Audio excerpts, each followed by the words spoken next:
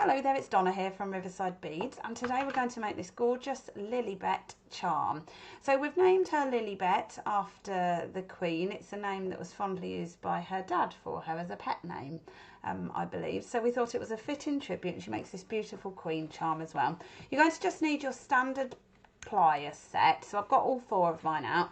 Our sets come with round nose, cutting, and 2 pairs of flat nose. One of them's wider than the other. So I've just got all of those out, and I'll dip into those as I need them. And then we've got our Lilibet instructions that you get if you go with the kits that you buy from Riverside. So everything comes in little bags that you will need. So I will grab one of each of these elements out. So you've got some lucite flowers, and they're bead caps, these are. But don't they just make beautiful trains on the back of Lilibet's skirt? So this was one of my colleagues, Lindsay, who created this inspirational piece, and it really captures beautifully the fitting tribute, really, to Queen Elizabeth for this year. Also, I thought we're doing it for Lilibet for, as the tribute for the Jubilee, but I also thought what a beautiful bridal piece it would make as well. So you could make it as a little bride if any of you fancy it for that. So if you're not doing anything patriotic, and you didn't want to use it for that, then you don't have to. You could use it for a bridal piece as well, or just a bit of a sparkly for a princess, a prom or something. So I've got everything out here that I need. I've got the wings, I've got 3 different types. These are technically all bead caps. So let me just bring those in a little closer for you. Get that so you can see those. So I'll just put them all on there and get that in focus. So this is the 3 different bead caps that we do. And that is for this project, we do loads of different bead caps, but that one's got like the little skirt hanging off of it. That one's a tiny little bead cap that just goes on the top.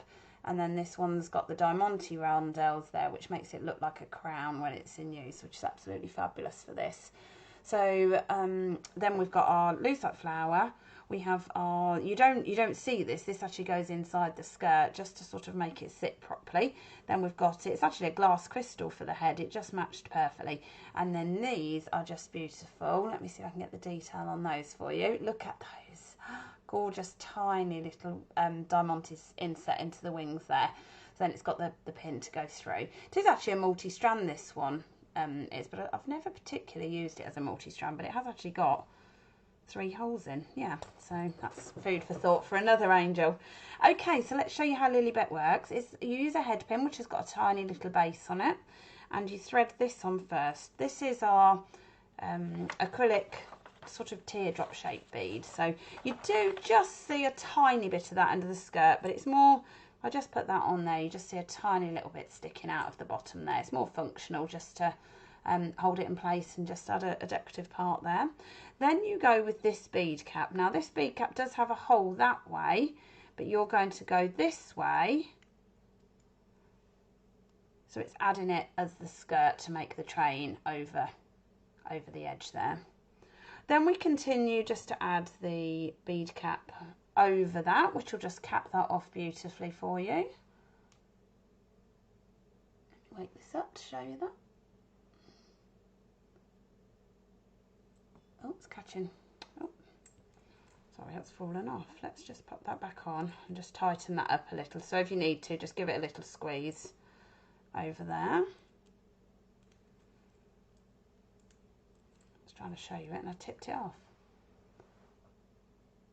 There we go. So like so. Okay, and then we've got our wing with our gorgeous little diamante bits in, and our head, and then our bead cap as well, so to go on the top. Now you don't generally need to be cutting any off of this. Oh, bear with me a moment. So you don't need to be cutting any off of the bead cap there. So we'll pop that on and it will hopefully, yeah, that's it. Okay, so that one's there. So there is our gorgeous Lilibet. There we go, everything's in place. And then what I'm going to do, I'll just do it down here so we can get the loop. You can generally bend this into one of the points of the crown. So we do put instructions to show you how to do this as well, but I would probably just get the pliers. I've picked up my flat nose, which is fine for bending, but I'm going to gently push that over without stabbing. I'm being very careful not to stab at the end of it. I'm more just pushing it from an angle. And that's just to ensure that it goes at a nice bend there for you, so you can get plenty of room to turn your loop. And then round those pliers to the end of that pin, like so. And then I'm going to roll that. So let me see if I can get this so it focuses here for you. Okay. All right, so round those pliers, roll that. As you can't go any more, which you've got the restriction of the bead cap as well, drop it back into the loop. You can always do this in multiple turns. We normally do it in 2, but actually if you need to do it in 3 or 4 just to get that closed, just keep going. Little turns, releasing, dropping back into the loop until that's closed. And then hopefully that will get you your little loop just inside that crown then, so it'll sit nicely in. Don't overstress too much about sitting inside the crown. It could be protruding out the top a little if you need to, but then you have your beautiful Lilibet charm ready to go. So I've got a few of these to make before the special events to give, and we've been popping them in our window display as well at the shop here in Market Deep in Peterborough. So that is your Lilibet charm. So these are available as a kit from Riverside Beads, so you've got everything that you need in them to make your Lilibets. And we've got other Jubilee kits as well that you can sort of see that will make different angels. I'll pop that one in so you can see the detail. So when I do the photography, I can really capture that detail, and you can see I'm turning the loop on that photograph and how I sort of bend it into the loop to get it on there. So thank you very much for watching Riverside Beads again, and we are back next Wednesday with our next live tutorial. I'm just reviewing the time if you're watching us live, but if you're watching on YouTube, that's absolutely fine. You can watch back at any time. So take care everybody, and I'll see you all soon.